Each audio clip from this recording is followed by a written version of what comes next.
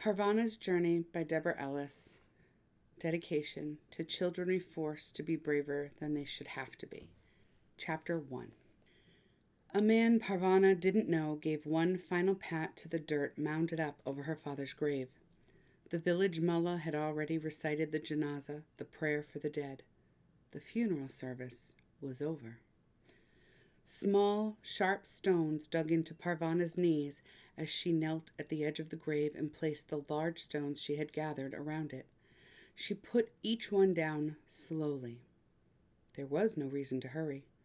She had nowhere else to go.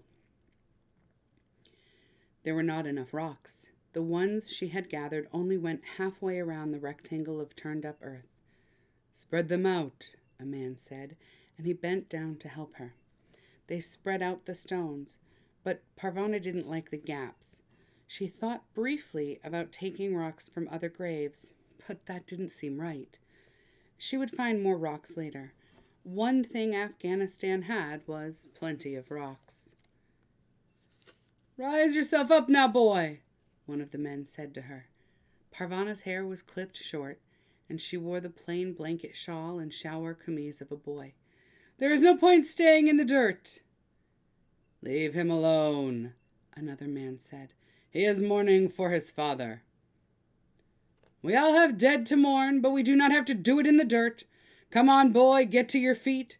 Be the strong son your father would be proud of." "Go away," Parvana thought. "Go away and leave me alone with my father." But she said nothing. She allowed herself to be pulled to her feet. She brushed the dust from her knees and looked around at the graveyard. It was a large graveyard for such a small village. The graves spread out in a haphazard pattern as if the villagers thought that each person they buried would be the last. Parvana remembered digging up bones in a graveyard in Kabul with her friend Shazia to earn money. "I don't want anyone digging up my father," she thought, and she resolved to pile so many rocks on his grave that no one would bother him. She wanted to tell people about him, that he was a teacher, that he had lost his leg when his school was bombed, that he had loved her and told her stories, and now she was all alone in this big, sad land. But she kept silent. The men around her were mostly old. The younger ones were damaged somehow, with an arm missing, or only one eye, or no feet. All the other young men were at war, or dead. "A lot of people have died here," the man who had helped her said. "Sometimes we are bombed by the Taliban. Sometimes we are bombed by the other side. We used to be farmers. Now we are targets." Parvana's father hadn't been killed by a bomb. He had just died. "Who are you with now, boy?" Parvana's jaw hurt as she held her face tight to keep from crying. "I am alone," she managed to say. "You will come home with me. My wife will take care of you." There were only men at her father's graveside. The women had to stay in their homes. The Taliban didn't like women walking around on their own, but Parvana had given up trying to understand why the Taliban hated women. There were other things to think about. "Come, boy," the man urged. His voice was kind. Parvana left her father's grave and went with him. The other men followed. She could hear the scuff of their sandals on the hard, dusty ground. "What is your name?" the man asked. "Kasim," Parvana replied, giving him her boy name. She didn't think any more about whether to trust someone with the truth about herself. The truth could get her arrested or killed. It was easier and safer not to trust anyone. "We will go first to your shelter and retrieve your belongings. Then we will go to my home." The man knew where Parvana and her father had set up their lean-to. He had been one of the men who had carried her father's body to the graveyard. Parvana thought he might have been one of the men who had checked in on them regularly, helping with her father's care, but she couldn't be sure. Everything about the past few weeks was blurry in her memory. The lean-to was on the edge of the village against a mud wall that had crumbled from a bomb blast. There wasn't much to retrieve. Her father had been buried in all the clothes that he owned. Parvana crawled into the lean-to and gathered her things together. She wished she could have some privacy so she could cry and think about her father, but the roof and walls were made of a sheet of clear plastic. She knew the man could see her as he waited patiently for her to go home with him, so she concentrated on the task in front of her and did not allow herself to cry. She rolled the blankets, her extra shalwar kameez, and the little cookpot into a bundle. This was the same bundle she had carried on their long journey from Kabul. Now she would have to carry the other things too. Her father's shoulder bag where he kept his paper, pens, and little things like matches, and the precious bundle of books they'd kept hidden from the Taliban. She backed out of the lean-to, pulling the bundles out with her. She took the plastic down from where it had been spread over a ragged corner of the building, folded it up, and added it to her blankets. "I'm ready," she said. The man picked up one of the bundles. "Come with me," he said, leading the way through the village. Parvana paid no attention to the rough, mud-walled houses and piles of bomb-damaged rubble that made up the village. She had seen many places like it traveling with her father. She no longer tried to imagine what the village might have looked like before it was bombed, with homes in good repair, children playing, and flowers blooming. Who had time for flowers now? It was hard enough just finding something to eat every day. She kept her head down and kicked at pebbles as she walked. "Here is my house." The man stood before a small mud hut.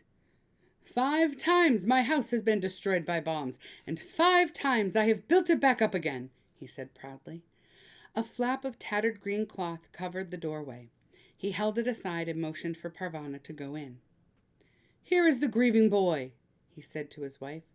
The woman, crouching over her needlework, put aside her sewing and stood up.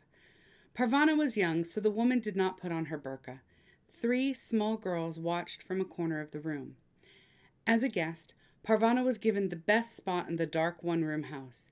She sat on the thickest mat on the floor and drank the tea the man's wife brought her. The tea was weak, but its warmth soothed her. "We lost our son," the woman said. "He died of a sickness, like 2 of our daughters. Maybe you could stay here and be our son." "I have to find my family," Parvana said. "You have family besides your father?" "My mother, my older sister, Noria, and my younger sister, Mariam, and my baby brother, Ali." Parvana saw them in her mind as she spoke their names. She wanted to cry again. She wanted to hear her mother tell her to do her chores, or Noria say something bossy, or feel the little one's arms around her. "I have family in many places, too," the woman said. She was about to say more when some neighbor men came into the house. She quickly took her burqa down from a nail, put it over her head, and fetched the men some tea. Then she sat in a corner, quiet and faceless. The men sat on the mats along the walls and looked at Parvana. They had been at the graveside. "Do you have other family somewhere?" one of them asked. Parvana repeated their names. It was easier the second time. "Are they in Pakistan?" "I don't know where they are," Parvana said. "My father and I traveled from Kabul to look for them. They went to Mazar-e Sharif for my sister's wedding, but the Taliban took over the city, and now I don't know where they are. My father and I spent the winter in a camp north of Kabul. He was ill then, but when spring came, he thought he was well enough to continue." Parvana did not want to talk about her father's growing weakness. For days it seemed as though he would die while they walked alone through the Afghan wilderness. When they arrived at the village, he just could not go any farther. For so long now they had been wandering from village to village, from temporary settlement to larger camps for people displaced by the war. There were times on the journey when his cough and his weariness were so bad he could not leave the lean-to. There was never much food, but sometimes he was even too tired to eat what there was. Parvana would scramble through the camp, desperately searching for things that would tempt her father to eat, but often she would come back to the lean-to empty-handed.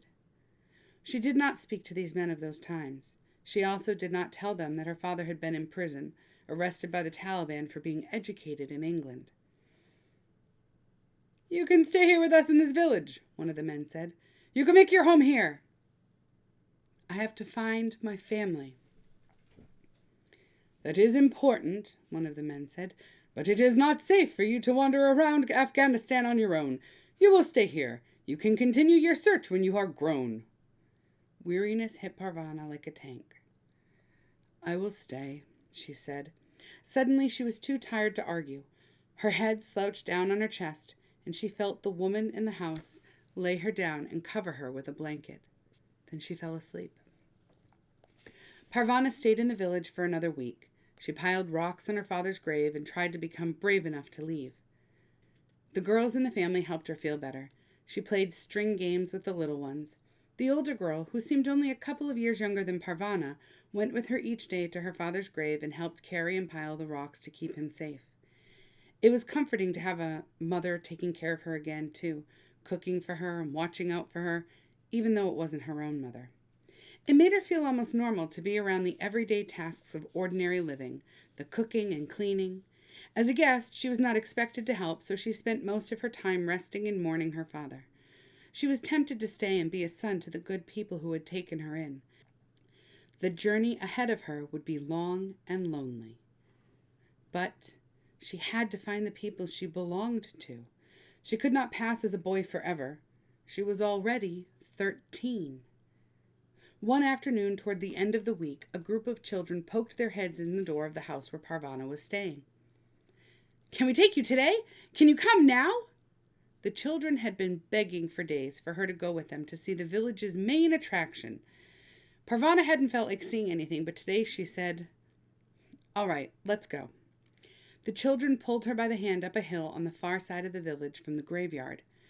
A rusty Soviet tank stood on the top of the hill, hidden by some boulders. The children scrambled on it like it was the swing set Parvana dimly remembered from her old schoolyard in Kabul. They played battle, shooting each other with finger guns until they were all dead, then jumping up to do it all again. "Isn't this fun?" they asked Parvana. "We are the only village in this area with its own tank." Parvana agreed the tank was lovely. She didn't tell them that she'd seen many other tanks and crashed down warplanes too. She always avoided them, afraid the ghosts of the people who died in them would jump out and grab her.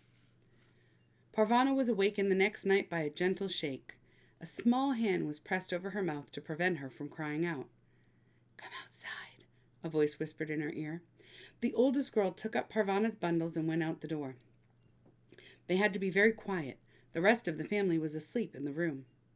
Parvana held her sandals and her blanket shawl and crept out of the house. "You must leave now," the girl said once they were outside. "I heard the old men talking. They're going to turn you over to the Taliban. Some soldiers are coming by here any day, and the men think the Taliban will pay them money for you." Parvana wrapped her blanket around her shoulders and slipped her feet into her sandals. She was shaking. She knew that what the girl was saying was true. She had heard many stories about this in the winter camp where she and her father had stayed. "Here is some food and drink," the girl said, handing Parvana a cloth parcel. "It's all I dare to take without being caught. Maybe it will last until you get to the next village." "How do I thank you?" "Take me with you," the girl pleaded. "My life here is nothing.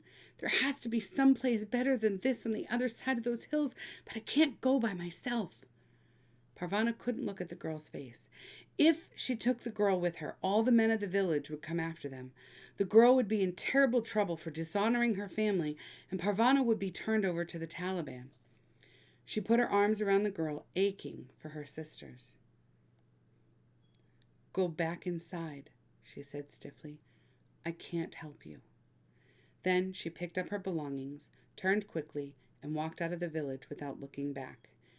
She didn't stop walking until the sun hung low in the sky late the next day. She found a spot sheltered from the wind by some boulders and gazed out at the magnificent Afghan landscape. The land was bare and rocky, but the hills picked up the color of the sky and now glowed a brilliant red. She sat down and ate some naan and drank cold tea. There was not another person in sight, just hills and sky. "I'm all alone," she said out loud. Her words drifted away into the air. She wished she had someone to talk to. "I wish Shazia was here," she said. Shazia was her best friend. They had pretended to be boys together in Kabul so they could earn money. But Shazia was somewhere in Pakistan. There was no way to talk to her. Or maybe there was. Parvana reached into her father's shoulder bag, her shoulder bag now, and took out a pen and a notebook. Using the surface of the bag as a desk, she began to write. Dear Shazia, a week ago I buried my father.